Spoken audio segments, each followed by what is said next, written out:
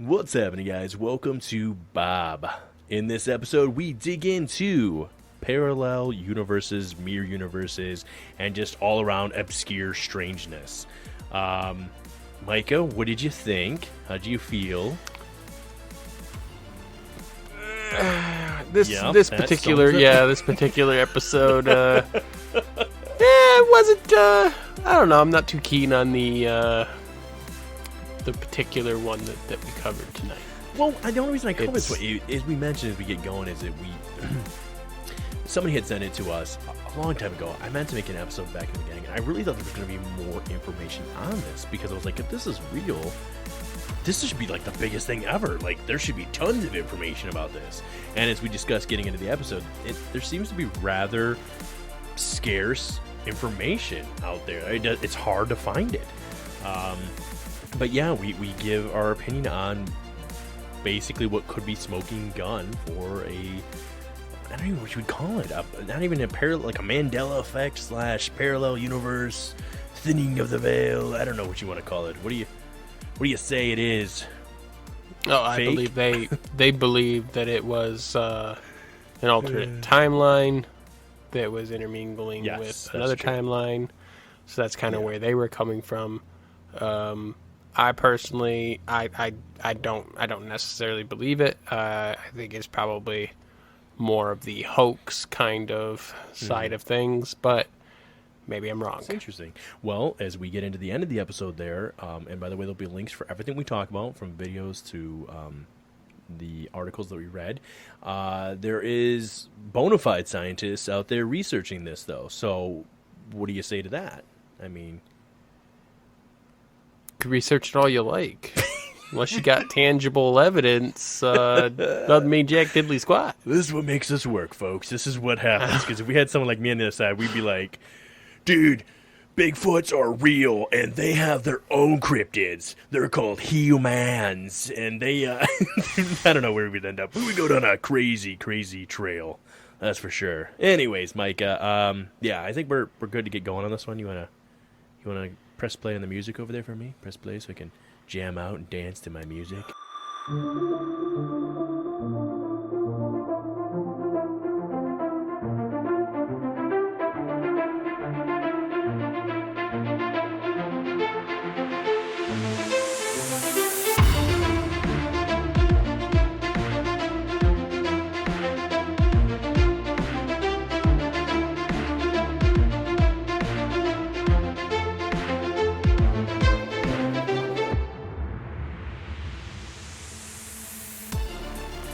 Welcome to B.O.B.B., ladies and gentlemen. I am your host, William, and as joined... Well, wait a second. Words are going to be hard, apparently, in this episode.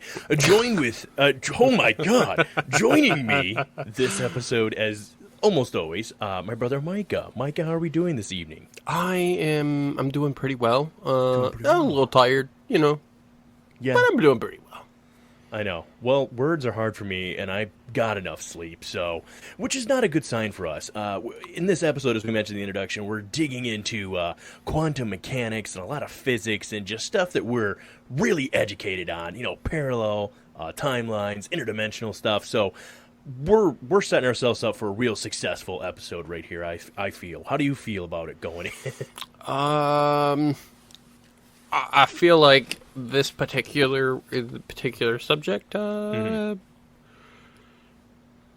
don't think there's an exact science on it. So yeah, put on the tinfoil hat, maybe. It's really more of just an opinion.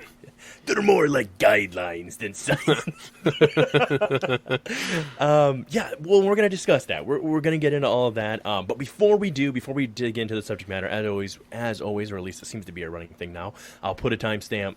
If you just want to jump right to where we dig right into the story, and you want to skip by us saying hi, how's it going, and telling you guys about a couple cool things we have coming along here for B.O.B.B., just scroll down a little bit there, and you can click on or find out what the timestamp is. And then also, anything we talk about, as always, will be in the show notes as far as links. So if we talk about a video in particular, which we're going to bring up, it is mentioned in the introduction there, and then a couple other cool things, we'll have links for all of that. So always check the description, and also always check the description because you can follow or find ways to follow us. Micah, what are some incredibly fun way or ways that people can follow us. Man, words are going to be really hard on this episode. Yeah, man, you better be ready to carry the team tonight. God, well, I mean, as we've already talked about, Facebook, at least for a little bit longer, that may very well just kind of go away. Yeah. I know you created Gab, but I don't know if you created a page for us yet over there. I'm still figuring it out a little bit. I didn't make a page for us yet, just myself. I don't know the process for making. Maybe I'll get around to doing that since. Yeah. It is a little different. I'm not gonna lie. It's like a combination of Twitter and Facebook, kind of. So the format is similar to Facebook, but it's. I mean, obviously, it's not as popular, so it doesn't have as much funding, so it's not as like.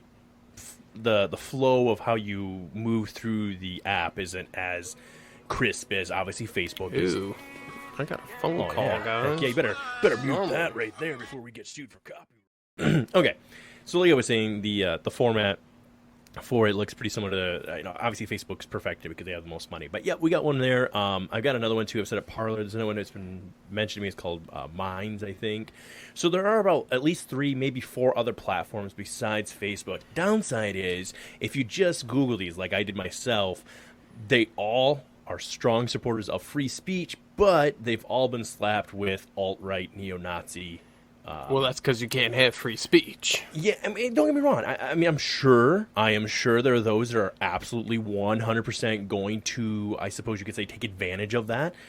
But as rough as it can get in this, and I'm not supporting that at all. But if we're getting into freedom of speech, technically they would have the right to, if you want to get down to the letter of the law. However, absolutely no way do I support that. Like I said, you're allowed to say anything you want, but the consequences of what you say. You might have, there are going to be repercussions from what you say. And obviously people are going to understand who and what you are. So anyways, just know that looking those up.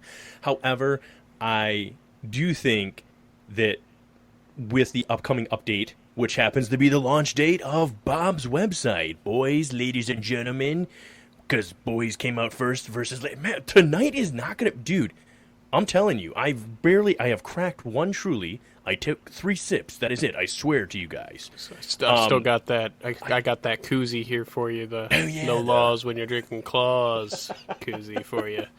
Because real men drink claws. Drinking them White Claws, boy. Oh, yeah. Boy. Or Trulies. Sure. That Truly's a little sweet. Yeah.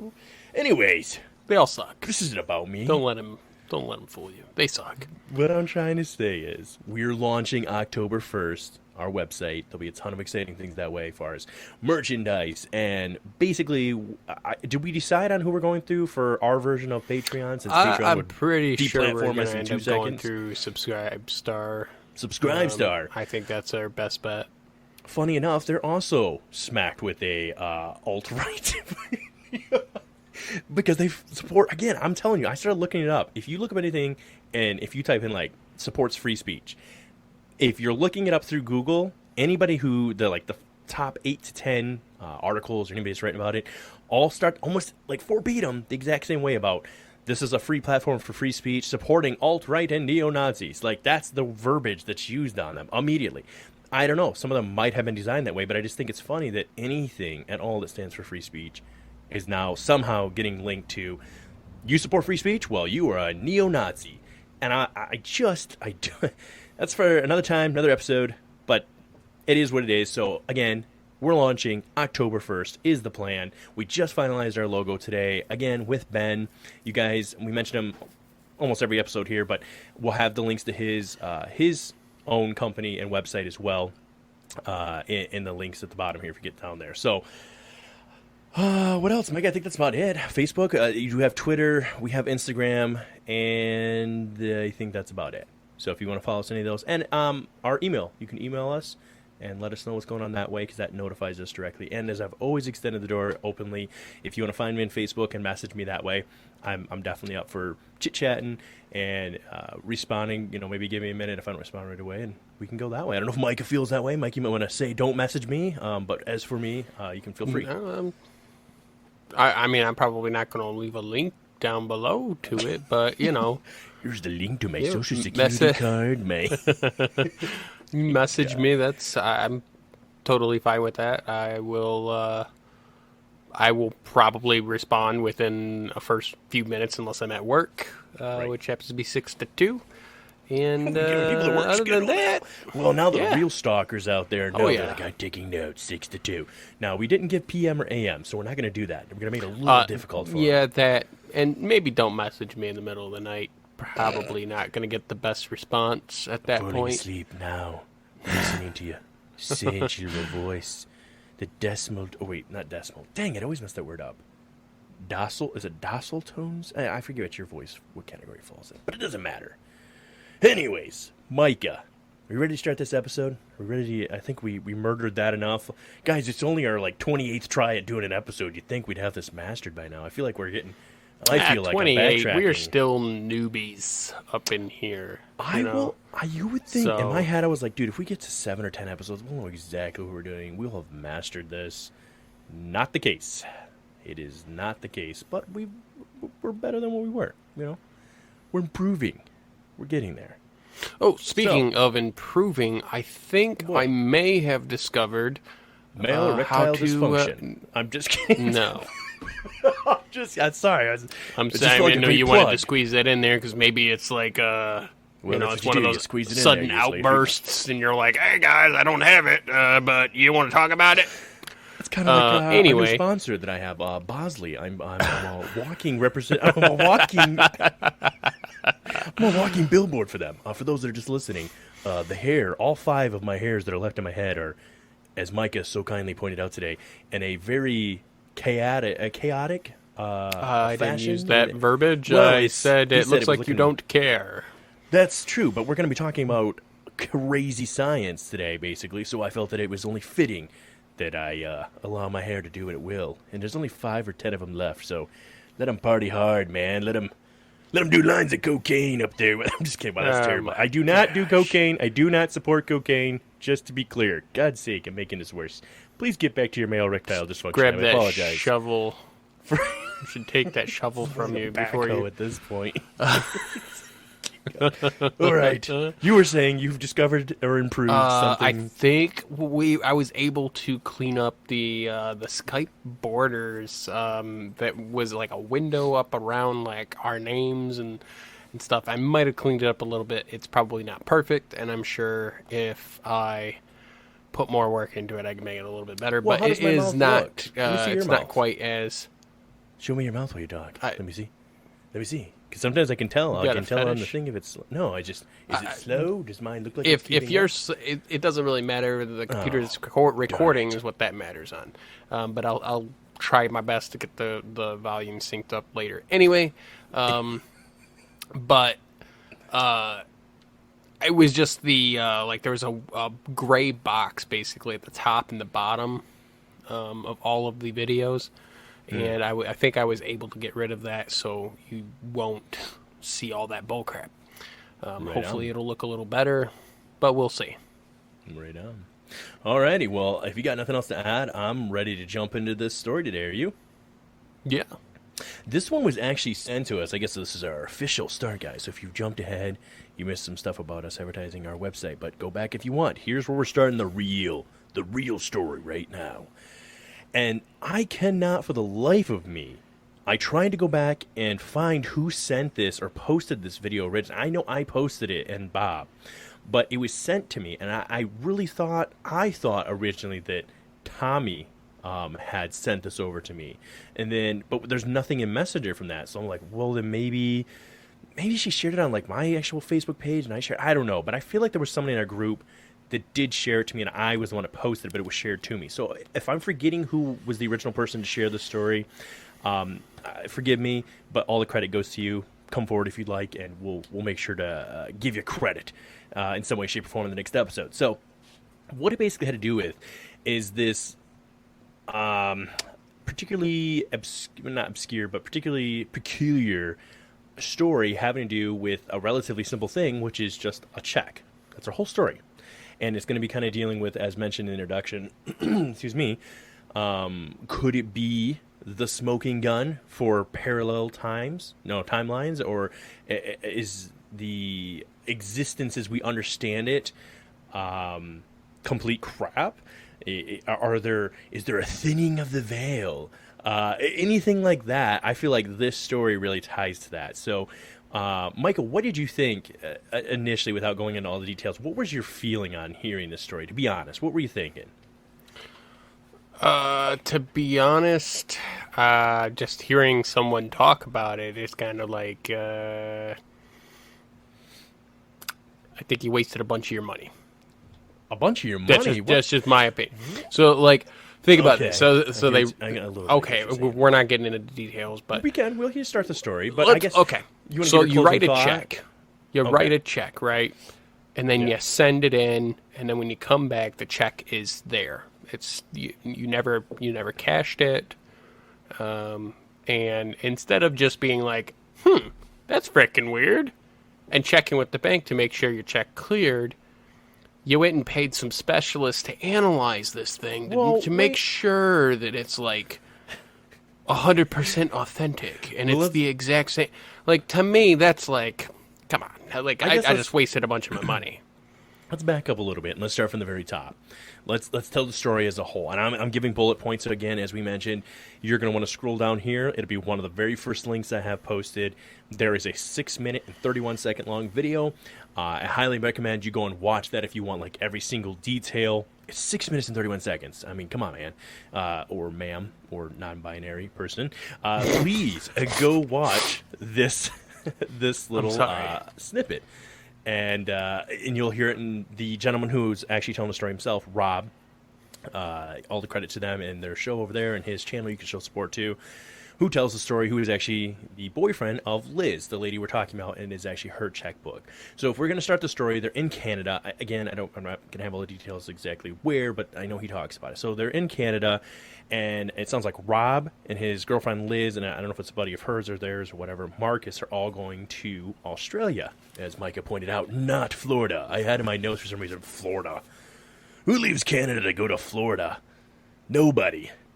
Unless I feel like a lot of people There's a resort down there, actually, and there are old people, and there's lots of heat and sweat. So perhaps, if that's a draw for you, old sweaty people, Florida might be the place. I'm just kidding. It's kind of cool down there, actually, I've heard. They can drive the little mini golf carts into the stores and stuff. That's pretty sweet. Freaking hot. Humid. Anyways, as we know Florida, I was going to say, as we know Florida in the United States, we it's like the cesspool of just terrible things. Like, you remember that one I said that? I remember reading the headline one time. Florida man throws gator through McDonald's drive-thru. What the French toast is going on? Like, you're that pissed off that you're like, well, you know what? It's not, I don't have my open carry on me today, but I do have my baby gator. Just throw it through all the stuff about people with their pet alligators and crap, and there's so much crazy people. Florida man is, if you've never heard of it, just Google search Florida man. Hey, shout out to the family we've got down there. Zach, Lindsay, Jacob, how's it going? Love you guys. Keep doing your thing. Keep doing your thing. Anyways, all right, back to the story here. So they're going to Australia, because that's no more deadly than Florida, and they're going on this trip, and I guess her rent was going to be due on March 1st. By the way, this is taking place late February of 2017.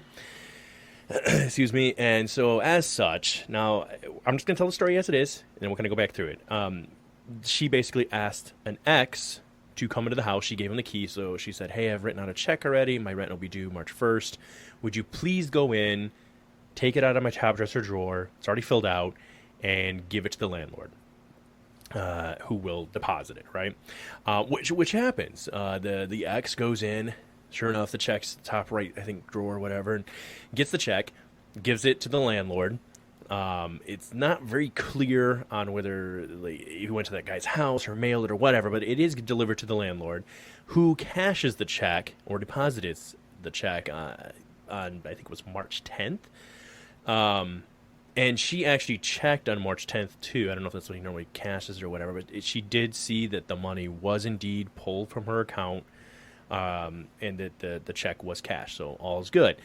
And I guess in Canada, the guy did mention, Rob here, he said that it's like a standard rule for them where they only hold on to the check for, he didn't give it a specified time, but he said it gets like, they shred them. They destroy them after so long, so they don't have just a pile of checks laying around, which kind of makes sense with everything getting more digital, that like everybody's trying to get away from the whole paper trail. We're trying to go green, right? So the check is destroyed in whatever amount of time, 2 to 4 weeks after. I don't know. I'm just spitballing here, but it's destroyed, and no big deal because when they come back from their trip, they think everything's in order. It doesn't specify either in the story the exact timeline that they get home, but Liz gets home, goes upstairs, I guess is old school and pays bills with checks, because I'll be honest, I don't pay anything with checks. Like, I have one thing that I pay with a check, and that's it. Other than that, I had to learn how to write a check again. I remember taking the class when we were in school. You got more than I got. I'm just saying, nobody in our generations really uses a checkbook, but apparently she does, and as such, she went in to get her checkbook and found a rather surprising surprise, or not surprising, but a rather peculiar surprise for her, which was the check was still in the checkbook. The exact check with the check number and everything still filled out, sitting right there. Now, she's really puzzled by this because she clearly had checked, through the I don't know if she said she called or she just checked, like, electronic, because we all got a banking app on our phone. But anyways, had seen that the money had been pulled, it had been cashed, and all this was good. So she's really puzzled. So she calls her ex to say, "Hey, did you cash that check?" And he was like, "Yeah, you're all good, whatever." And she's like, "No, you couldn't have, because it's sitting right here." And he's like, "Well, that's impossible." And according to the guy in the story, he's like, then he hangs up on her. We're gonna come back to that, but basically says, "Well, that's impossible," hangs up on her. I guess then she goes to the bank to confirm with them first before they reach out to the specialist, as you talked about, and basically he's trying to figure out what's going on, and even brings in the check that she has still. And they're like, "Well, sorry, everything, it's been cashed." Like, this is at this point where they don't have the previous check, I do believe, but they basically tell her at that point that, like, I don't know what you want us to say, but, like, it cashed, it went through. The landlord, they even checked with him, he has been paid. So it is very strange because very clearly she's holding a tangible check in her hand, the exact check number and everything. I want to see if I got any other notes here to add real quick. I think that's it. It was the 088. Excuse me so much. Some people had obviously pointed out the obvious right off the bat, which is, well, perhaps you had a forgery. Excuse me, like the boyfriend, the ex or whatever, had tried to screw her over and, forged a check thinking it would get her in trouble, and that's what happened. But somebody brought up a good point to that. Actually, Rob, I believe it was his name, right? Or was it Rob, the one that's telling the story, who's Liz's current boyfriend? Yeah, Rob. He said basically that her and her ex have a very good relationship, and that obviously she would have never given the key to somebody she didn't trust, so the whole revenge story thing doesn't really make sense to him. And that has been their answer for others who have always submitted that as the possible solution here. To go even a step further with this, because some people said, well, it could have very easily just been a duplicate, or you forged a duplicate. But I guess in Canada, at least the check she's getting, much like our money, and I'm sure other countries have this too. So for shout out to, by the way, those that are listening over, we have, some consistent listeners in France and the United Kingdom. So I don't know who you guys are, but if you ever just want to say hey or what's up, guys, on our Facebook page, I'd love to give you guys a shout out, because that's pretty cool. We got, like I said, I know we have more than that, but there are 2 in particular in France and in quite a few actually in the United Kingdom that seem to be right on it, like within hours of us posting, I've downloaded the episode. So shout out to you guys from the other side of the pond there. But anyways, they, like we have here in the United States, if you hold up any bill, you'll see what do you call those, Micah? Like they have like that pattern. Watermark. Is it called a watermark? It's like built in it where you can't see it when you're looking at it, but you hold it up to light and it's built in. I guess that these are nearly impossible to duplicate, supposedly. And over there at this bank that was cashed through too is a Ukrainian something credit union. They not only have the person look at it, but they also scan it. And he did mention that it was stamped both with the watermark, meaning it passed that, and the person stamped the stamp of approval. So both a person and a machine approved this. Some people had brought that up to the point saying, well, if it's just a person, they could have very easily, maybe it's your first day on the job, I don't know, and you just, well, yep, that's good, and you send it over. But it was gone through the machine and a human, have all verified that this check was good and it was a real check. So that is the story in a nutshell. Micah, do you want to take back over? Do you remember the end here, kind of what you were saying, where they bring in the, I can't remember his name, the UFO, they bring in like a UFO investigator. He's the lead investigator for MUFON in that region of Canada. I believe they used, it was some type of like, someone who investigate, like, looks into like writing and compares it to right. That's right. Determine whether or not this was written by this person or whatever. Yeah, what are those people called? What is that called? Like when you're I don't remember. Yeah, I guess you would have used the phrase if you knew. But yeah, we all know what you're talking about. It's where they look at the handwriting, they look at the notations of it, and they say, well, this was written by someone who's stressed or not, or the same person, that kind of deal. Yeah. Well, either way, basically this person confirmed that the check was, I told you, Truly's and... That's not a Truly. No, whatever it is, it's disgusting. Seltzer water is gross. So basically, the guy confirms that the check is authentic and that the writing is exactly the same. There's basically, according to him, there was no way that this check was not the same exact check. Not the same person writing the same exact check. Yeah, they said down to the megapixels, it was an exact match. Yeah, they basically said that there's no way that this check is anything other than a direct duplicate of the first check. Yeah. So now let's break it back down a little bit. So really quickly, so that's the story in a nutshell. To recap, we have a lady who had somebody cash a check for her. Basically, the check goes through the whole banking system, gets processed through multiple people and machines, and people are paid, right? The landlord gets paid, the bank has been paid, and then somehow when she gets home, the check is still sitting in her top dresser drawer. So that is the story in a nutshell. Micah, I guess I'll kind of let you go first because I feel that you may be maybe a more observant as to what happened, or I don't want to say critical, but I feel you're more skeptical than perhaps myself, who wants to believe might be. So what are your thoughts on this? I would say immediately I'm skeptical.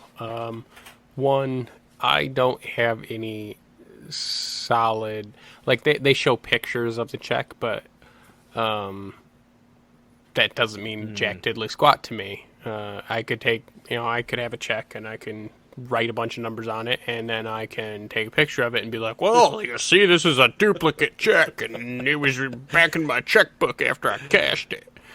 Yeah. So to me, like, yeah, it's possible it's just a phony. Somebody who's, I don't know, trying to get recognized for something or whatever. It's possible that this is something that actually happened. If it did actually happen and the bank actually has that exact check number, the exact, like everything down to the detail that he says, it's kind of unexplainable. They did have that. They didn't have the tangible original, obviously, check because it had been destroyed. But once it's destroyed, it's put in a digital format, and they did reprint that off, and that's what they were comparing it to. Which was the check name being the exact same and everything 008, which again, yes, you could forge it, but where I guess I'm hung up a little more, because I'm not going to admit, I mean, when I watched this thing, I watched it like the first 2 times, and I was getting more and more skeptical. That's why I watched it the second time, because there were a couple things that brought up to me where I was like, this seems weird. First of all, super close relationship with your ex. And Rob refers to the place as his and hers. But then as he's going along in the story, he ends up referring to the place as just Liz. Like, it's just Liz's place. And he's actually gone to Liz's place and taken a picture of the check. Well, if it's yours and hers place, like, maybe they broke up. I don't know. But that was one of my first things. And then, secondly, I did think, I was like, well, this seems weird that just the amount of hands, I guess, it went through, because it went through... okay, I thought of it this way. I was like, why is she writing a check and then just not just giving it to the landlord? First, something like that. I didn't think about it when I first watched the video, but when you started going back through it, I was like, why why would you not just like unnecessary steps. Post date the check and give it to your landlord? Unless you still got something for that ex, you better watch out. Or or like, why would you have your ex come into your apartment? Yeah, I don't know. And take a check to somebody. Like, there's so many. Whatever the ex's name. Questions. What do we say we're going to name anybody when we don't know what their name is? We're going to call him Bob, right? When we don't know what a character's name is in a story. So, sure. Hey, Bob. Could say Billy Bob. Billy Bob, go into my top dresser drawer where my lingerie's at. I want you to get into my silk panties. That's where I keep my checkbook. And then I'm going to... I don't know. It seems weird. I think that besides the weirdness, maybe exes are close. I get it if you're with somebody for a while. But to me, it was just an unnecessary step. Why didn't you just drop the check off with your landlord? And just tell them, hey, please don't be a dick. Don't cash this until the first. Like I said, you just post date it. You post date it for the first. He can't cash it until the first. Man. Like, yeah, that's true. That's even more complicated process there. Like I said, for me, I will admit, pretty skeptical on the just basic, like, why are you being complicated? Okay? So that was my first skepticism. Biggest, probably, hang-up for the whole story. The second part being that it's just convenient that apparently Canada destroys their checks, which does make sense, but it sucks that they cannot take this and what's it called, a anatomical level, check the is this literally anatomic? Am I saying, is that the right term? No, at a particle level, to make sure that like this literally it's a clone. This piece of paper is a clone of that piece of paper. You know what I mean? Because even if you had pieces of paper, there would be slight differences, right? Like when you get a piece of paper, like in my notepad, paper to page to page would have some slight differences because of how it's made, right? There'd be, I'm sure, some sort of a marking. Excuse me, where they can tell the difference. But if they can take the particles out and examine those, and those are an exact clone match, then we'd be able to absolutely assuredly say something very strange happened here, and this is a like Mandela effect time something warped incident. But I think where I was getting pretty negative with it, and I think it was the second or third time when I watched it, where I was like, well, the one thing I can hold on to, because I was trying to like step back and I kind of want to believe in this anyways. Oh, the second biggest negative thing that I have to knock on this really quick before I continue on is that the information on this is extremely obscure. Granted, it was only for the day, but for a day's worth of work, tried to find other information on this, like through Wikipedia, other YouTube videos, and there's like nothing. It seems like the only way you can really get back to it, and matter of fact, I guess I'll plug their website or his page, since we are talking about a story. His name is Rob Freeman, UFO World. Hang on, so good, right? Okay, Rob Freeman, UFO World Explorer.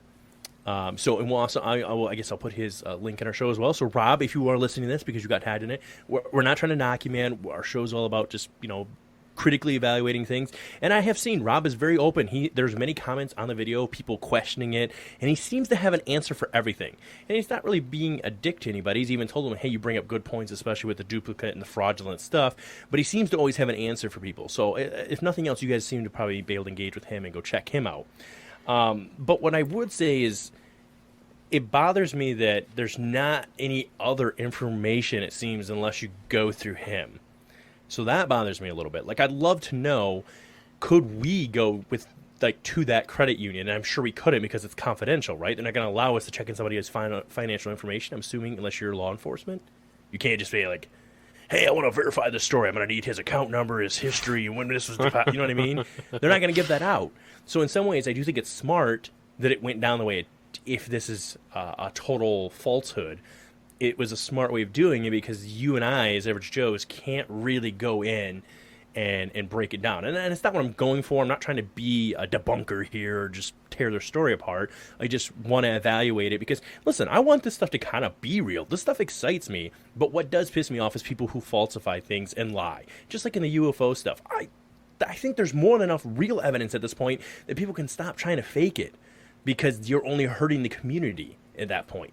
So that is the reason why we're kind of tearing apart this 6-minute video just to see if there's truth to it. Now, what I would say is if they brought in that person and he had it all matched and they said, yes, it's an absolute match.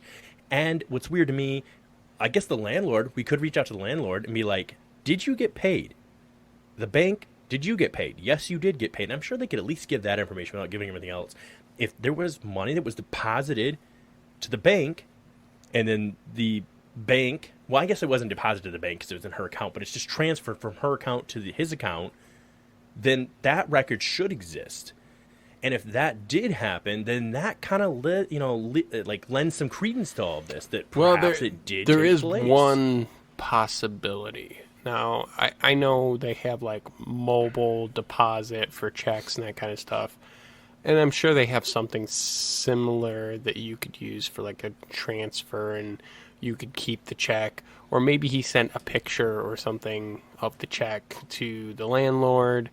The landlord digitally signed it. I don't know.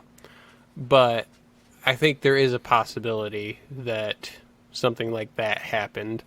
Maybe they scanned the check, sent it to the guy, and he was able to deposit it digitally without actually having to turn the check over, and that's why you still have it. But like I said, that's one explanation if the bank didn't actually get a physical check. Were they doing that in 2017, by the way? Like, yeah. You could just scan your check? You could? Okay. I mean, that is a possibility. I suppose, right, if you're trying to... But what doesn't make sense, based on the story, is that they have... Well, no, because a person stamped it.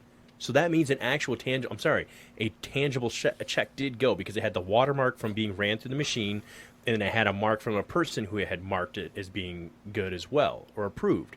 So a tangible check of some sort was turned in.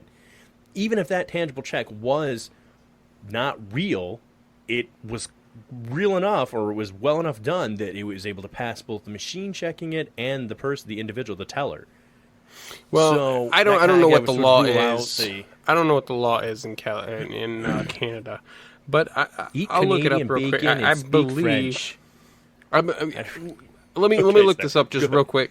You carry on. Okay, so I don't know what your thoughts are as the listener. Like I said, go check out the video. Rob does seem to be really responsive. Again, like I said, Rob, if you're listening to this or anybody else checking out, I'm not trying to rip on him or knock you. I'm just trying, if anything, who is it that said? Was it Albert Einstein that said? Was it Albert Einstein or was it Benjamin Franklin that said basically that if you've exacerbated all other options, then no matter how irrational, how crazy the conclusion might be, then it must be the truth. And I'm paraphrasing that whole thing because I murdered that whole statement, but basically saying that if we're trying to do a trial by fire and get some answers here, this isn't us attacking your character or anything like that.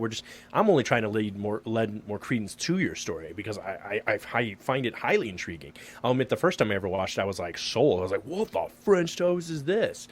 And then once the excitement wore down a little bit, and I watched it again a couple times, and I tried to reevaluate it at a different time, then some of the other questions came in of like, well, how do we get from point A to point B? But anyways, Mike, you look like you have something you want to add. Yeah, so a check, I was pretty sure I was correct about that, but a check basically could be written on anything as long as it has the correct information on it. So it needs your routing number, your bank account number. Obviously it needs to be dated, it needs to be signed, have the amount on there written and numerically, and then it has to have a space to be signed by the endorser. So are you saying you could take like a piece of cardboard and fill it out and like what?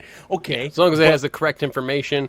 I'm sure there's certain things like obviously they have like machines they run checks through and that kind of stuff. I would say if you took like a piece of drywall and you wrote like it was a check, I mean they're probably going to turn you away. They're probably going to say I'm not going to accept this. But technically speaking, all it is a order to pay somebody. And as long as it has the correct information on it, you could use it. So it's possible. It's possible that you turn it in. With it got printed off. He printed the check or something, scanned the check, printed it. And since it had all the correct information, the X or whoever the fudge was supposed to come pick up this check. So you're saying that Now, he did say it was still in the checkbook. Now, I wonder if, it's too bad they didn't document it. Maybe they did. If the seal was torn. You know what I mean? Like, if it was, like, literally still attached to the checkbook. I guess he still could have done what you're saying, but it'd be a lot harder. It'd be easier if it was out of the checkbook. But, again, that just seems like a far, like, why, like...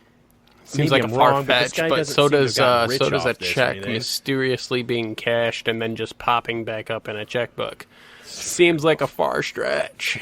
Not when it's real, bro. Speaking of real, so I do think there's something to be said about different dimensions. Mm-hmm. And if you've ever watched Stranger Things, which a lot of people have. Yeah. The Upside Down, I think could very well be very close to what another dimension might be like, where basically the world is the same, but you won't see another dimension. So just like we don't see all the other dimensions, mm-hmm. We don't see the creatures or whatever is existing in that dimension, just like they don't see us until there's a crossover. So I think there's something. I do believe that there's something there for that. However, they're talking about there being basically an endless number of timelines, and they can cross over and that kind of stuff. And I don't know if we talked about it on the podcast. I know we've talked about that in person. Way back on episode, and this is just off the top of my head, I think it was episode 6 or 7, we talked about, is reality real or fake? We brought up that guy, Morg, remember, from Facebook, and he was talking about how the speed limit being, time, or the speed of light is the speed limit in the universe, and how we're all asleep. I think the video was called Wake Up, or You Need to Wake Up, or something like that. Anyways, but tying this in and kind of leaving that story where it's at, and you guys can research it more yourselves, because we're still going to bring it up probably throughout the episode, but this kind of ties in, since you brought it up, to some other things that are upcoming in our episode, probably maybe even next week's episode, or the next episode you get, or however it works out, with the Montauk children, and some of that literally being like Stranger Things might have been more real than we realize. And in a terrifying manner, besides the whole alien aspect of it and the time travel and the kind of, I don't want to say sugarcoating, because those things aren't sugarcoating, but the less intimidating true evil that might have really truly taken place there. And we'll get into some of that, but it is similar to what the whole idea of Stranger Things.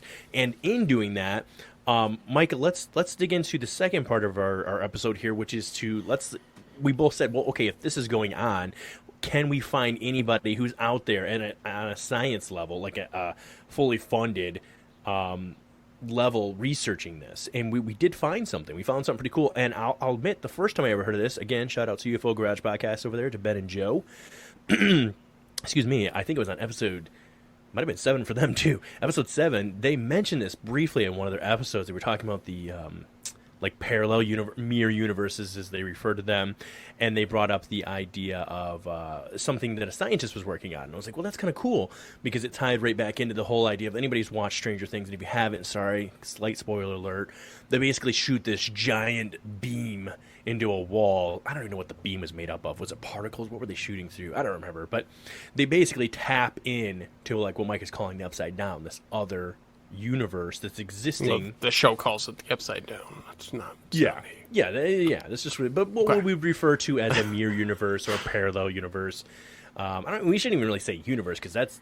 I would say it's another world dimension. That's a better term for it. So, Micah, what did you think when I first initially sent you this link? By the way, were you like kind of? I guess we should go back. Let's go back a little bit. Let's talk about the place that's actually doing this. So, do you have any of the information on who is actually doing this? A little bit, or any like what kind of? I guess how big they are, when they were founded. Because I thought that the year that they were started was interesting to me. But I'll get into that for another reason later on. But yeah, well, I would just say that you just sent me these. Oh, you just okay? Yeah, go ahead and pull up the link. So I have not actually read them. That's fine. If you, but it was established. If you're referring to Oak Ridge National Laboratory, yep, that's it was established, and so it has. it has two different times here.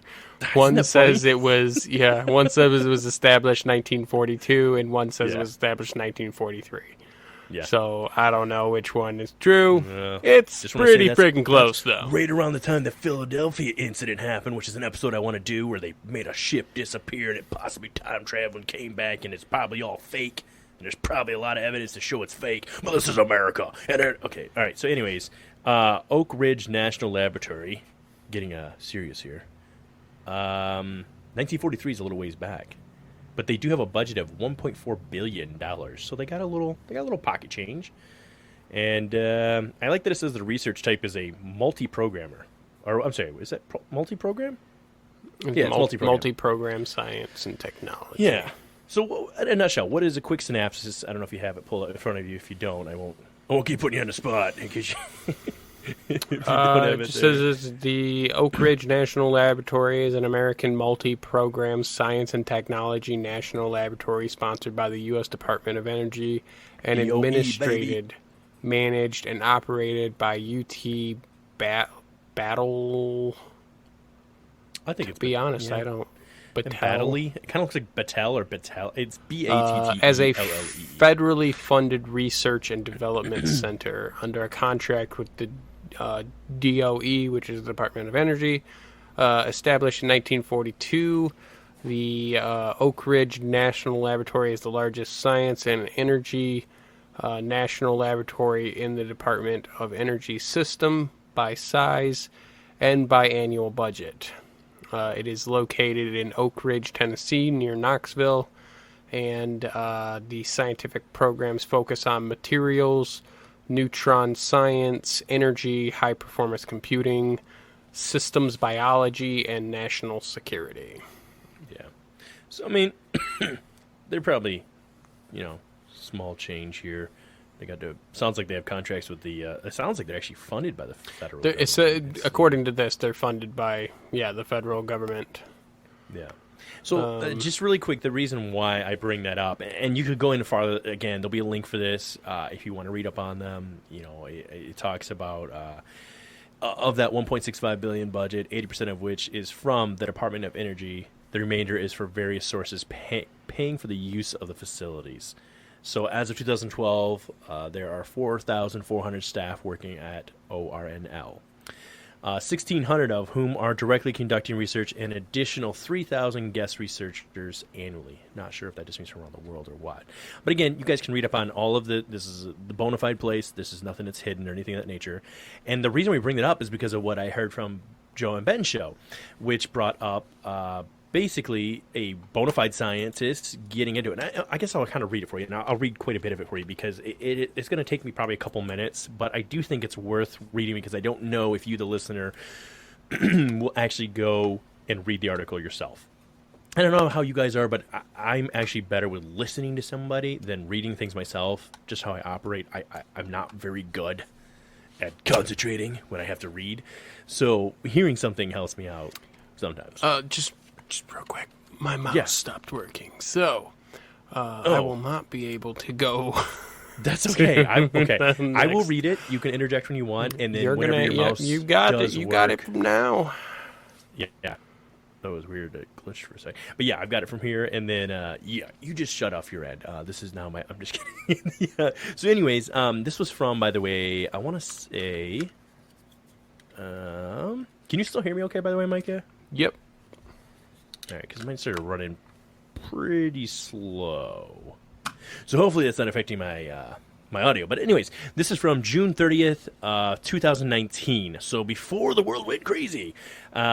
This is the article basically was titled, scientists are searching for a mirror universe. It could be sitting right in front of you. So same concept as kind of the whole Stranger Things. And we'll get into how this could possibly tie into this check. Again, if you don't want to listen to all this, maybe I'll put a timestamp again, but I'm gonna read a majority of it. It'll probably take, I'm gonna say it's about an 8 to 10 minute read. So, at Oak Ridge National Laboratory in eastern Tennessee, physicist Leah Broussard, Broussard or Broussard? I think it's Broussard. Is trying to open a portal to a parallel universe. First of all, Leah, bad. Bad Leah, because what good, I'm just kidding, what good comes from finding the parallel universe? For real, you're going to open the where upside herself down. Is on the other side is like, nobody wants to deal with the real upside down. No. She calls it an oscillation that would lead her to mere matter. And that was in quotations. But the idea is fundamentally the same. In a series of experiments she plans to run at Oak Ridge this summer, Broussard will send a beam of subatomic particles down a 50-foot tunnel, past a powerful magnet, and into an impenetrable wall. Well, how do we've made something that's impenetrable? I guess it just has to be solid. But anyways, impenetrable wall. If the setup is just right, and if the universe cooperates, well, darn it, cooperate there, universe, some of these particles will transform into mirror image versions of themselves, allowing them to tunnel right through the wall. And if that happens, Broussard will have uncovered the first evidence of how to get over Trump's wall. And I'm just kidding. Well, Broussard, I don't know. God, I need to be more serious about this crap. Okay. Oh, God. Wow. Okay. And if that happens, Broussard will have uncovered the first evidence of a mirror world right alongside our own. She says it's pretty wacky. Oh, I like how I go to say it, then they say it. Broussard says it's pretty wacky of her mind-bending exploration. The mirror world, assuming it exists, would have its own laws of mere physics and its own mere history.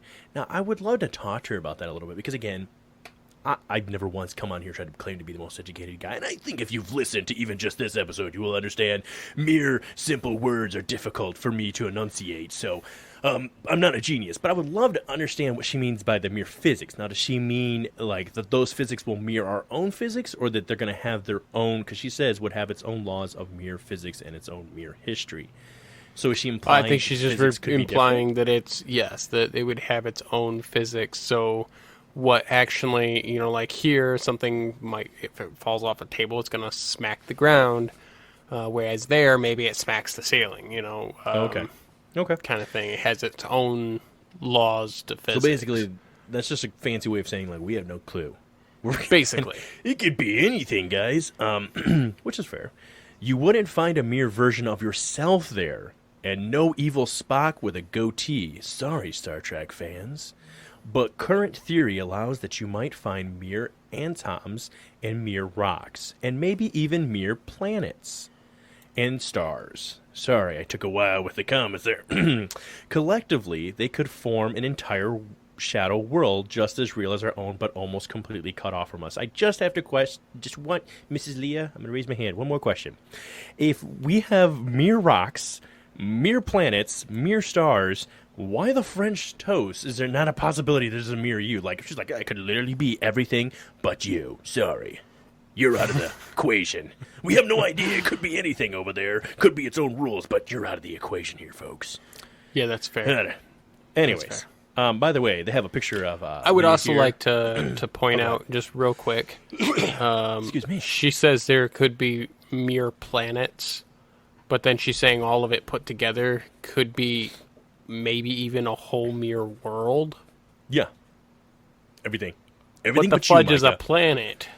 I mean, well, if she's talking like world as in like up in our galaxy, like the galaxy and all that kind of stuff, like I get that, but like you do realize that a planet is a world, like. I get, yes. Okay. I just wanted a really quick note on the reach through and smack her in the face real quick.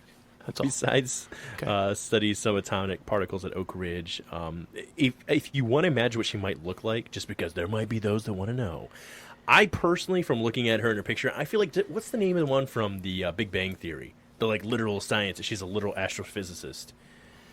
All of our Big Bang Theory, all of the Big Bang Theories fans, mother trucker, words are hard right now, are going to be pissed at me. But she's the one that's with Sheldon.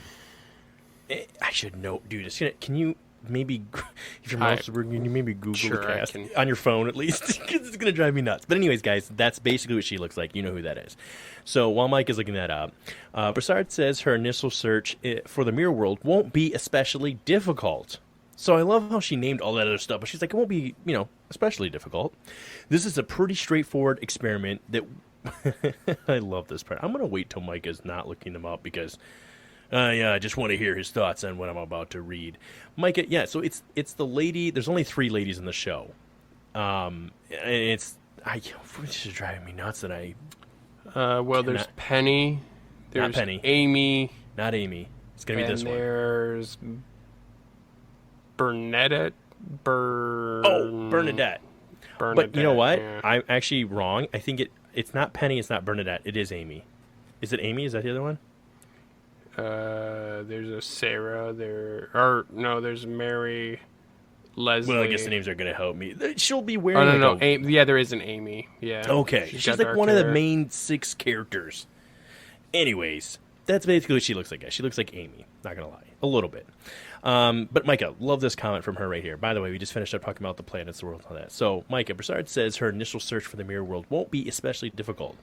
This is a pretty straightforward experiment that we cobbled together with parts we found laying around using equipment and resources we already had available at Oak Ridge.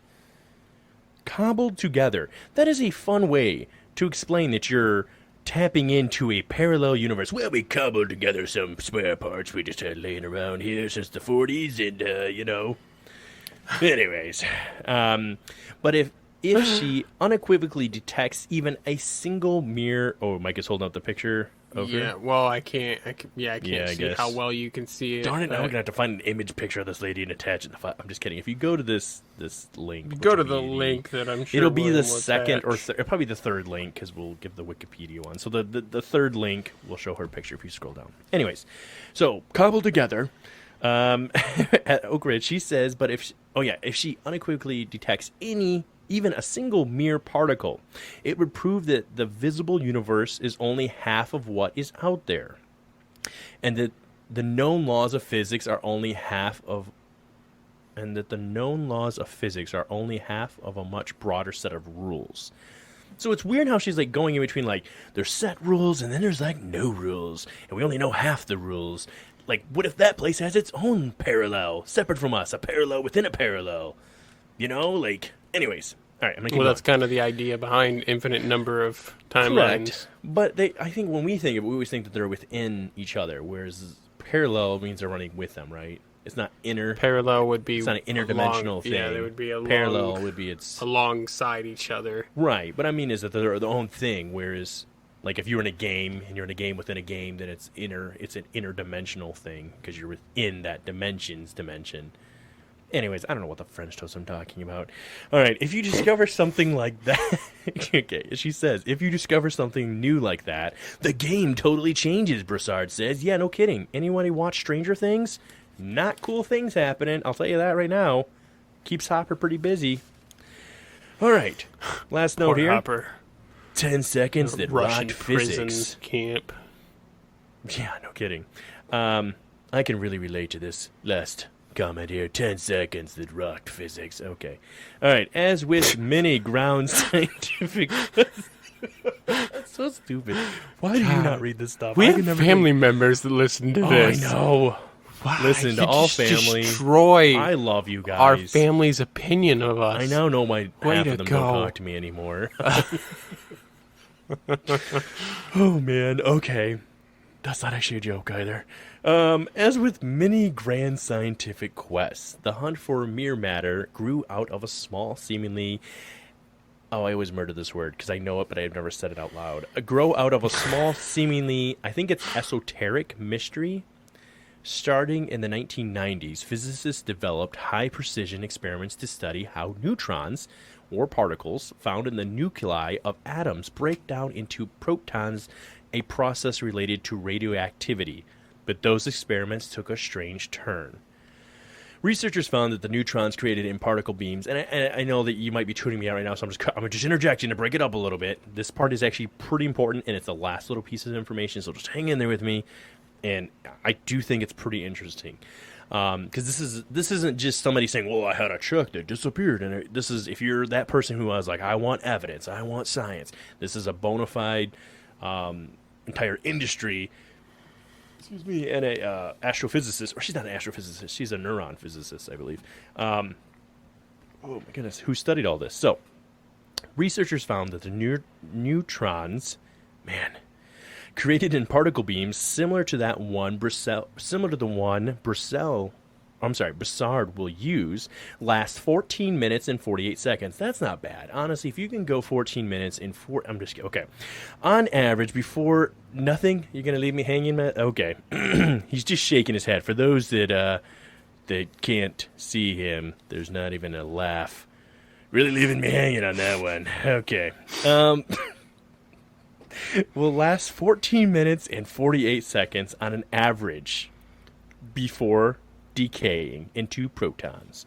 But neutrons stored in a laboratory bottle seem to break down a bit faster. In 14 minutes and 38 seconds. 10 seconds may not sound like much, but the actual difference should be 0. All neutrons are exactly the same, and their behavior should depend not one bit on where or how they are examined. So, right here, the last thing that she says, I take the discrepancy very seriously, says Benjamin Grinstein, so not her, actually. A particle physicist experiment at the University of California, San Diego. It's not just between two experiments. It is a collection of many experiments done independently by several groups. The newest experiments, conceived in part to resolve the disagreement, have only made it worse, he adds.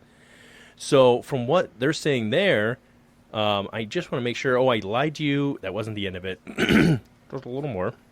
So he's saying basically that they took what they have to do in science is that other people in other laboratories are going to test this, and they're going to use the steps that you've given them and said to use, and they replicate it. And it seems that it's only made it worse. It didn't disprove it. Grinstein has explored the possibility that some neutrons are unexpectedly breaking down into particles other than protons, but has found nothing so far. Mere matter offers a more elegant, if somewhat bizarre, explanation. A decade ago, I don't know this person's name, Natalie Sorborov of Petersburg Nuclear Physicist Institute in Russia introduced the idea that ordinary neutrons sometimes cross over into the mere world and transform into mere neutrons. At that point, we could no longer detect them. It would be as if somehow the neutrons simply vanished. That would make the neutron's lifetime wrong.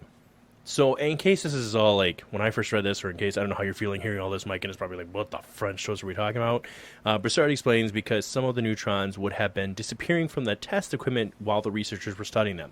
Meaning, they have and this is going to be my average at best brain here trying to explain it to you, but it sounds like they have a concealed capsule that nothing can escape, and they're testing these... concealed, but okay. Oh, sealed. Sealed. Sorry. Yeah. For sure, my concealed container inside of my pants. You got it concealed. I'm keeping it hidden from you. And they're testing these things out until they break down, explode, or decay, or whatever the term was, and they turn into neutrons. So, anyways, what they're saying is these suckers they're thinking literally leaving this enclosed container. And they're tapping into this other mere world. And that's why, even though it's 10 seconds, they're saying they should all be exactly the same when they're all being tested the exact same way. That's their answer to this. If that helps clear it up for you, or maybe I made it worse, but we shall see. Last thing she says is that connecting the dots, connecting the dots, and if you reach a far-out conclusion, the neutron experiment might look screwy because physicists unwittingly opened a portal to the mirror world. Last thing that's said here, Broussard's goal is to find out if that portal really exists, and if so, to open it in a methodical way. Oh my God, methodical. Once I said the word, I was like, oh, there it is. Open it in a methodical way. That's where her neutron beam and impenetrable wall come in. Oak Ridge has an 85 megawatt nuclear reactor that can shoot out billions. Okay, I'm trying not to make this. I'm really trying. Yeah, I'm already tired, and you're trying to put me. Well, to I'm sleep trying not here. to make it sexual, actually. But what I was going to say is, well, because if you think about this in a sexual manner, just think about it. So she says she's going to open it in a methodical way. That's where her neutron beam and impenetrable wall will come in. Oak Ridge has an 85 megawatt nuclear reactor that can shoot out billions of neutrons on demand. So getting enough raw material to work with isn't an issue. I'm not going to make it sexual, though. The hard part is figuring out how to make some of the neutrons cross over into the mirror world and then prove her skeptical colleagues and her skeptical self that it's really happened. The only thing I'm going to hit on, I guess I'll paraphrase. You guys can read the rest if you want, just because Mike is falling asleep, and that means you probably are too. Is that she says that basically there was one last thing. Okay, this is the last thing I want to read right here. Oh, actually, it's been the last thing like five times in a row. I keep thinking it's going to be the last thing, and it keeps being more. Okay. Since the 1970s, astronomers have deduced that the universe is packed full of, you've heard of this before, Mike, dark matter, right? Yep. A substance that they cannot observe directly, but whose powerful gravitational pull helps keep galaxies from falling apart. The latest analysis indicate that dark matter outweighs visible matter by a factor of 5. Yet dozens of intensive searches by astronomers around the world have failed to identify what dark matter is made of. Zarar Bragini, a physicist of the University of El something in Italy, who has conducted his own mere neutron searches, offers an intriguing explanation. He believes that dark matter basically could be the mere world, that it's the other thing, so that everything that we don't know what it is that's in the universe is like the other universe. So like we're existing together and they can't see us, like you said, and we can't see them, kind of deal. The only other part I want to hit real quick right here, because I just think this is terrible wording and they need to be canceled for this. So he said, he did say on the dark matter stuff that it is far more massive than our own. At a recent physicist conference, he explained, outlining a possible parallel reality full of mere stars, mere galaxies, and mere black holes, maybe even dark life. Dark people is probably a bit far-fetched, he says. That just feels like too much to say right now. That feels really racist. I know, right? Who confesses that these ideas push her right to the edge of her comfort zone. But dark matter is really likely as rich as our own matter. This kind of thing needs to be explored. So I'm going to stop it there. But actually, that's the end. If she can open a passage to the mirror world at Oak Ridge, that will be one heck of a start, she says. Now, the only part I don't like about this, and I'm sorry if that was so boring for you, and again, if you want to read the whole article, I didn't skip much, but if you want to read it for yourself, it will be in the show notes. And what I would say is I would like to know what happened. Because I kind of was looking, I typed in her name, I tried to look her up, and she does exist, and I tried to find other articles, and there seems to be nothing. And if this was in June, the only thing I slightly found was what I sent to you, and I don't know if did you read over that article too much, or see, it didn't really seem, when I briefed over, it didn't really seem to give any answers. No, I was going to, but then, the mouse died, so. Oh, wait, you can't even get to it, darn it. Yeah. Well, it's fantastic. Shoot. Now we'll never know, Micah. For all we know, we have a parallel universe going, and we can't give answers here. Well, they probably wouldn't have had answers anyway. So, but okay, let's give closing thoughts on this really quick. This does say though that this is saying that I know it seems like nothing, but what did you ascertain from everything I read? What was your understanding of everything I just read there? Somebody thinks that 10 seconds for a microscopic organism decaying is very significant. It's an enclosed container. It should be the same as every one of the other ones. Sorry, keep going. There was more than that. I'm just kidding. There was a little more, but in a nutshell, sure, yes. But they're just like, that's really what they're honing in on here. That's what they're like, hey, this is why what we think is going to be. And to be honest, I didn't understand what that, so they're talking about examining neutrons, right? And then these neutrons were breaking down at an average rate faster than these other neutrons. But what's in the same difference? container? Same container, though. What's the difference, though? There shouldn't be any difference, is what they're saying. Well, that's what I'm saying. What's the difference, though? Oh, there's something different. Yeah, the only difference is this. Excuse me. Her subatomic thing. Let me go back and find the right name for it. But her subatomic, whatever you want to call it, the nuclear reactor that can shoot out billions of neutrons on demand. So they're shooting them out at this immense pressure. I'm guessing it's some sort of enclosed tube, or I don't know what at the wall. I forgot. So they must have it enclosed off all over the wall. Again, this is where they do have a picture of her. I don't know if you can get back on the link, but it looks like they have this giant.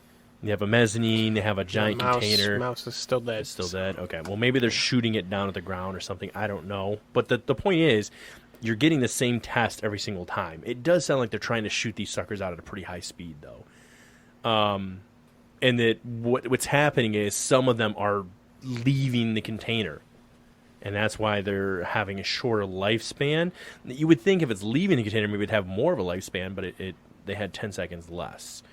Again, I get that it's a microscopic thing, but I think there is this idea, and even within the science community, that's starting to study what used to be considered pseudoscience, the idea and the realm of possibilities that what we understand as reality is not as fluid as we might think. It's not as clean-cut as what we're thinking at all. And you even alluded to that to yourself in the very beginning, saying that, the whole idea of dimensions, you believe in yourself. Now, what we're talking about with what happened in the very beginning with that check is a little different, because that's basically saying that... Well, their opinion of what happened was that it's different timelines, and that a timeline basically... Right. Split in that moment. And like ran into each other, and so the check was now all of a sudden there. Right, and that's what they're basically saying is that there's now a timeline where the rent has been paid, which is the timeline that I guess they exist in, and then there's the alternate timeline where the check is still, the rent was never paid, but the check is now in their hands, I guess would be how you would word it, because it's missing from that timeline. I don't know. It's interesting. I mean, did you bring up what we talked about a couple weeks back there with we can't name names, because if they come on the show, we got to keep them a secret, keep them anonymous. But what they brought up a good point too, as far as when you have deja vu, was like, what if? Because I always said, what if when you're having deja vu, it's like somebody's clearly altering the timeline, and it's already been altered. So when you're having deja vu, it's you re-experiencing this moment with some fractured memory of your subconscious from a previous timeline. Which is just a fun idea for a book. But what they basically said is, what if when you're having deja vu, it's actually a splitting of a timeline in that moment for you, the individual, which is also interesting. So perhaps, that's what kind of alludes to that. It's different than what we talked about, but I do think that's an interesting concept too, that like in that moment of you having deja vu, it's because like there's a thinning of the veil. That's, you know what, shout out to another group of guys, another podcast I really enjoy. If you guys haven't looked them up, there's a group called, I'm going to put the show links in here. You guys are fantastic if you're listening to this. Their names are Rob, and that's all I remember in this moment, because Rob, Mark, and dang it, Chris. Rob, Mark, and Chris. And they're the Cryptonaut podcast. And I think is it Chris? No, it's Rob.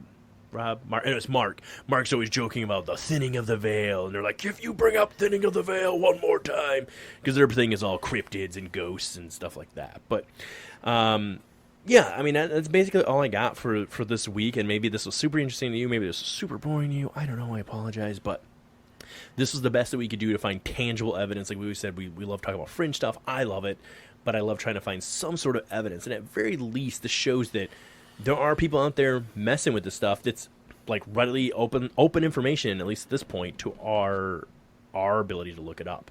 However, if that's from June of last year, nothing's happened since then, and based on how Mother Truckin' 2020's treating us, I wonder what they've tapped into. I'm not gonna lie. It's like waiting for the Titans to come up at Olympus at any moment here. But Kraken is gonna come flying out of the middle of the ocean and start destroying entire countries. It's gonna be fantastic. Yeah. So do you closing thought? I guess. Did we do our closing thoughts on the whole check thing? Sort of. What do you think? Real or not real? Get it? I Gun kind to of your think head. it's fake. My bet would be I want to fake. believe it's real. I really do. I really, really do. I would need more information. I cannot conclusively say one way or the other. That's where I'm at on it. I'm at it's a 50-50. You said gun to your head. He's going to pull the trigger if you say 50-50. 50-50, you decide. So you pulled the Flip a trigger. coin. You're dead. Maybe I'm dead. It is what it is. That one is intriguing to me. If there was some more tangible evidence, that is a very intriguing incident to me. And then, far as obviously what we have going on with the Oak Ridge National Laboratory, that they're doing some interesting stuff there, and obviously they have some scientists, bona fide scientists, who are devoting their life's work to this. So I love I that do word, think it's bona fide. we did a lot It's of sexual references word. tonight. I never said it was a sexual reference there. Well, I've got a broner, so apparently you've got a lot of things on your mind. Anything does it for him, like a feral teenage boy right now. The wind blows the wrong way, and all right, we're gonna stop. Jesus we have so many Christ. family members that listen. Well, there was a time. Come on, for all of us, we've been there. When you're in your early years. I mean, I don't know if I was desperate. I was just horny. I feel like you're desperate right now. No, not even right now. I'm just These are jokes. It's just Jokes. It's jokes. Tough lot on your mind there, brother. All right. You have anything you want to add, or are we good to close this one out? No, I think I'm good. Good? It's usually my response. You should probably just stop asking. I know. It's always... You're like always good. Yep, I'm good. For you. Good for you. All right. Well, guys, I guess as always, stay curious. Keep an open mind. Critically evaluate things. And stay... I messed myself up because I had keep it too much. Weird. Yes, so stay curious and keep it weird.